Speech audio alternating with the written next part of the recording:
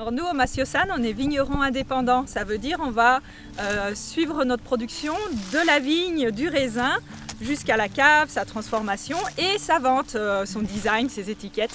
Et ça, c'est super, c'est ce qui nous intéressait, de suivre tout le process du début à la fin. On va produire des vins qui sont des vins gastronomiques, du vin rouge surtout. On a aussi du blanc, du rosé et un vin sucré, un vin de dessert. Et on va travailler surtout le cépage emblématique du Roussillon, qui est le Carignan, qu'on adore. D'ailleurs ça, on est dans des vieilles vignes de Carignan.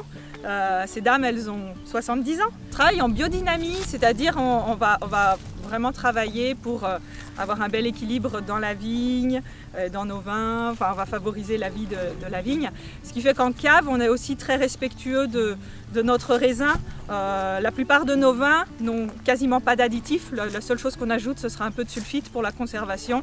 On a des vins qu'on va élever longtemps, en moyenne entre 1 et 2 ans, souvent en barrique. Donc on est vraiment sur des produits de haut de gamme, des vins fins pour les tables plus gastronomiques.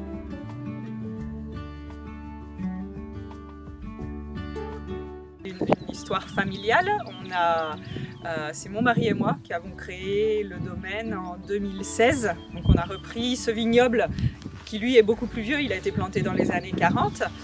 Mais nous on est arrivés en 2016, on a acheté le vignoble. En 2016 il y avait un vignoble, un tracteur, un pulvé et deux sécateurs. Voilà, on est parti vraiment qu'avec ça.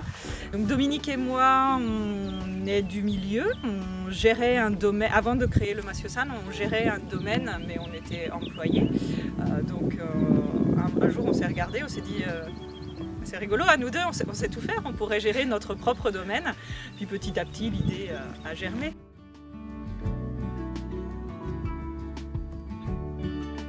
J'ai un gros coup de cœur pour le prieuré de Marcevol. C'est pas le prieuré le plus connu du Conflent, mais il est magnifique. Il est dans un petit havre de paix. On arrive là, sur sa petite butte, une vue panoramique sur le Canigou, la plaine, la vallée, les montagnes enneigées. C'est magnifique, puis il est super bien restauré. C'est un lieu vraiment magique. Je vous conseille d'aller le voir.